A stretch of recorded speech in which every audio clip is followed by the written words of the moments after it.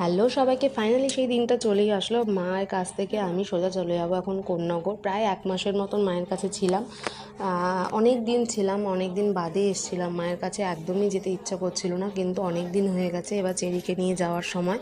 আর আমার কোন্নগরে যাওয়ারও একটা উদ্দেশ্য রয়েছে, কেন ননদের মেয়ের জন্মদিন।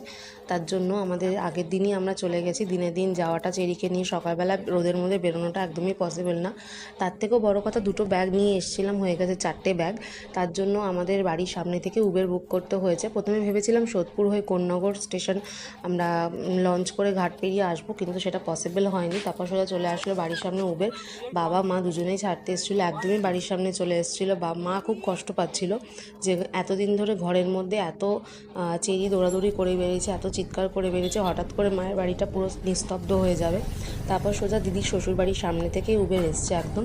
দিদিরাও বিকালবেলা দেখতে এসেছিলো যে আমরা